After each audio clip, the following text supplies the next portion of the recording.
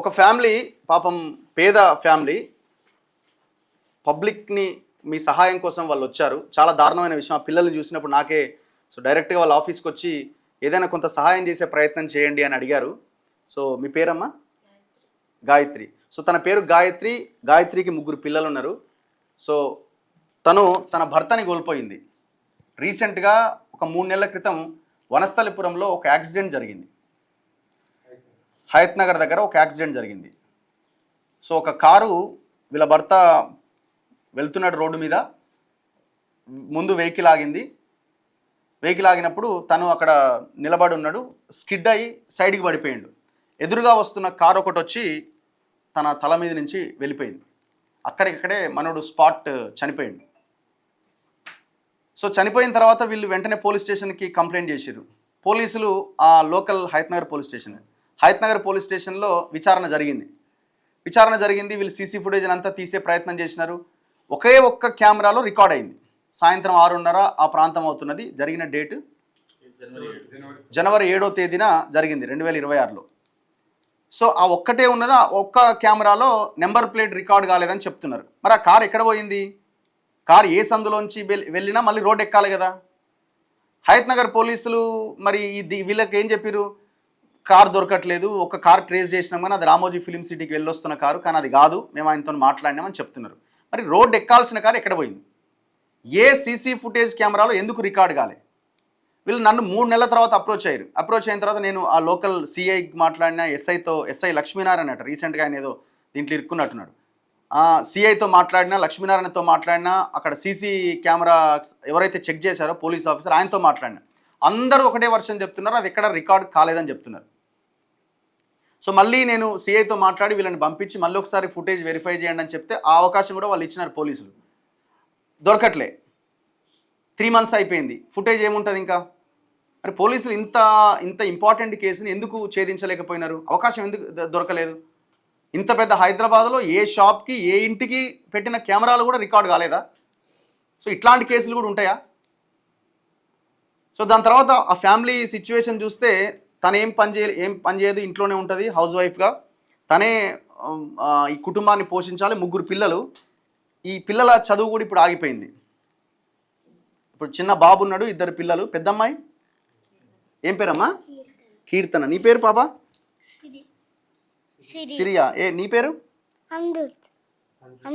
Aniruddha. Okay. So ఈ 3 పిల్లల చదువు ఆగిపోయింది. సరే, ఆ లోకల్ ప్రైవేట్ స్కూల్ వాళ్ళు ఏ స్కూల్, శాంతినికేతన్ స్కూల్ ఏదో, వాళ్ళు కూడా కొంత హెల్ప్ చేసినట్టున్నారు. మీరు నేను చూసుకుంటాం కొద్ది రోజుల వరకు అని. కానీ ఇప్పుడు ఆ కుటుంబం ముందుకు వెళ్ళాలి, ఆ పిల్లలు మంచిగా చదువుకోవాలి. ఇంకా ఆ పిల్లలకి 3కి చదువు ఇవ్వడం తప్ప ఇంతకంటే గొప్ప పని ఏం లేదు. సో కాబట్టి నేను సరే ప్రజల ముందు పెడదాము, కొంత హెల్ప్ చేసినట్టు అవుతుంది అన్న ఆలోచనతో మీ ముందుకు తీసుకురావడం జరిగింది. సో చాలా దారుణం. అంటే వ్యవస్థ ఎట్లా పనిచేస్తుందని చెప్పడానికి. ఒక యాక్సిడెంట్ జరిగింది, ఆ కారు కనబడుతున్నది, ఆ కారు నెంబర్ ప్లేట్ ఎక్కడ అన్నది ఏ సీసీ ఫుటేజ్ కెమెరాలో రికార్డ్ కాకపోవడం ఏంటి? రోడ్డు ఎక్కిన కారు ఎక్కడ పోయింది? గాల్లో ఎగిరిపోయిందా? కెమెరాలన్నీ చెక్ చేసినామని అంటున్నారు, మరి ఎందుకు రికార్డ్ కాదు? ఇప్పుడు ఏ మినిస్టర్ కొడుకో లేకపోతే ఇంకెవరో ఉంటారు. ఇప్పుడు ఆ కారు ట్రేస్ కాకుండా ఉంటుందా? సింపుల్గా ఆలోచిద్దాం. ఏ ఎమ్మెల్యే కొడుకో ఏదో జరిగి ఉంటుంది, ఆ కారు ట్రేస్ కాకుండా ఉంటుందా? అవకాశం ఉందా అసలు? లేదా ఆ పర్టికులర్ కేసు చాలా పెద్ద కేసు అయి ఉంటుంది, ఒక పెద్ద మనిషికి సంబంధించిన వ్యక్తి అయి ఉంటాడు, దొరకకుండా ఉంటుందా ఆ కారు? సో మేము ఆ కేసును కూడా మేము చూస్తున్నాము. ఖచ్చితంగా నేను రీసెంట్గా ఇప్పుడు సైబరాబాద్ మన మల్కాజ్గిరి మున్సిపల్ దానికి సంబంధించిన కమిషనర్ గారు సుమతి గారు ఉన్నారు, అండ్ డీసీపీ అనురాధ గారికి కూడా చెప్పే ప్రయత్నం చేసినాం. సో ఈ కేసును కొంచెం పర్టికులర్గా చూడండి అని. ఎందుకంటే కనీసం వాళ్ళకి వాడు ఎవడో దొరికితే వాళ్ళ దగ్గర నుంచైనా డబ్బులు ఇప్పించవచ్చు, పోయిన ప్రాణం అయితే తిరిగి రాదు. కనీసం ఆ కారు ఇన్సూరెన్స్ ఏదైనా ఉన్నా కూడా చేసే అవకాశం ఉంటుంది కదా.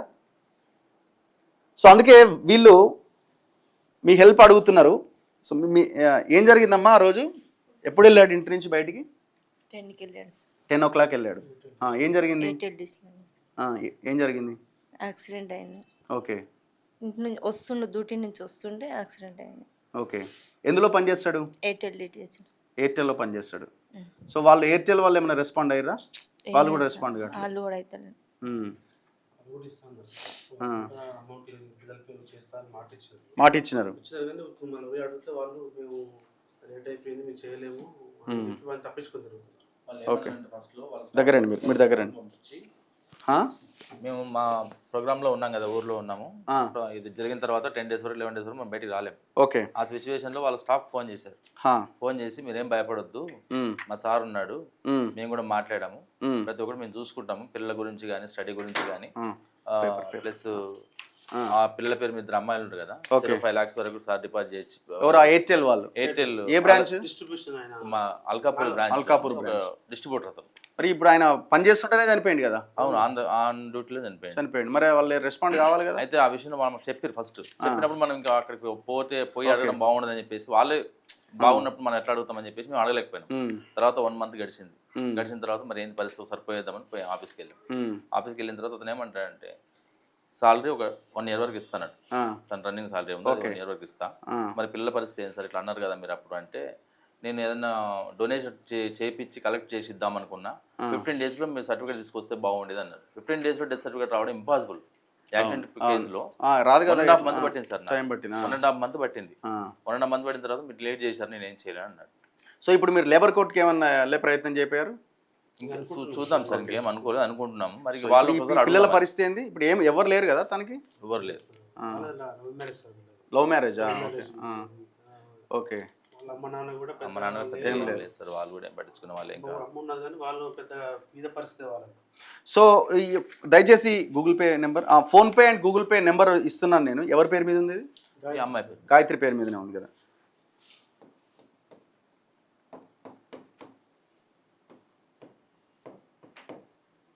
సో దయచేసి ఈ నెంబర్కి కొంత ఏమైనా మీ వైపు నుంచి హెల్ప్ చేసే ప్రయత్నం చేయండి. 9963614374. సో ఈ నెంబర్కి దయచేసి హెల్ప్ చేయండి. 9963614374 అనే నెంబర్కి హెల్ప్ చేయండి. కనీసం ఆ పిల్లలను చూసైనా మనం ఆలోచించాల్సిన అవసరం ఉందని నాకు అనిపిస్తున్నది. ఎందుకంటే చాలా దారుణమైన విషయం. దొంత గాయత్రియా? ఇంటి పేరు ఇదే ఉంటుందమ్మా. సో ఈ నేమ్ వస్తుంది, దయచేసి చూడండి. సో ఈ నేమ్ వచ్చిందంటే తన నెంబర్ అని గుర్తించండి. ఇప్పుడు ఫోన్ ఎవరి దగ్గర ఉంది? తన దగ్గరే ఉంది. సో మీరు మాట్లాడాలనే ప్రయత్నం చేయకండి, హెల్ప్ చేయండి దయచేసి. ఒకవేళ మీరు అమౌంట్ పంపించిన తర్వాత మీరు మెసేజ్ వాళ్ళు కన్ఫర్మేషన్ ఇస్తారు. కాకపోతే సో ఎందుకంటే తను లేడీ కాబట్టి మీరు పదే ఫోన్ చేసి ఇబ్బంది ఇవ్వడం వల్ల వాళ్ళు కూడా ఎక్కువ సఫర్ అవుతారు. అండ్ అకౌంట్ నెంబర్ ఉంది. ఎవరైనా బయట ఉన్న వాళ్ళు, అవుట్ స్టేషన్లో ఉన్న వాళ్ళు అకౌంట్ నెంబర్ కూడా మీరు అమౌంట్ పంపించవచ్చు. ఆపు. So account number 791034812005.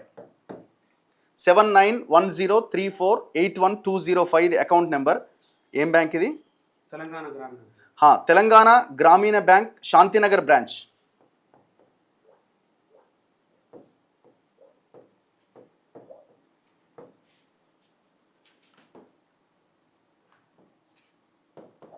తెలంగాణ గ్రామీణ బ్యాంక్, శాంతినగర్. ఎక్కడది శాంతినగర్? శాంతినగర్ హయత్ నగర్ బ్రాంచ్ ఇది. So IFSC code TGR 0000254. So ఇది అకౌంట్ నెంబర్ 791034812005. తెలంగాణ గ్రామీణ బ్యాంక్, శాంతినగర్, హయత్ నగర్లో ఉంటుంది ఇది. సో ఒకసారి ఐఎఫ్ఎస్సి కోడ్ కూడా చూడండి, TGR 0000254 అనే ఇది ఐఎఫ్ఎస్సి కోడ్. ఎవరైనా అవుట్ స్టేషన్లో, యూఎస్లో కానీ ఇంకా బయట ఉన్న వాళ్ళు ఎవరైనా ఉంటే ఈ అకౌంట్ నెంబర్కి దయచేసి ఈ పిల్లలను చూసైనా కొంత హెల్ప్ చేసే ప్రయత్నం చేయండి. ఆ కుటుంబాన్ని కాపాడే ప్రయత్నం చేద్దాం. ఎందుకంటే వాళ్ళు ఇప్పుడు చదువుకోవాలి, మంచి భవిష్యత్తు వాళ్ళకి రావాలి. సరే మిగతా వ్యవహారాలు ఏమంటే వాళ్ళ ఫ్యామిలీ ఇవన్నీ చూసుకుంటారు, కానీ పిల్లల చదువుల కోసమైనా మనం ఇదవ్వాల్సిన అవసరం ఉన్నది.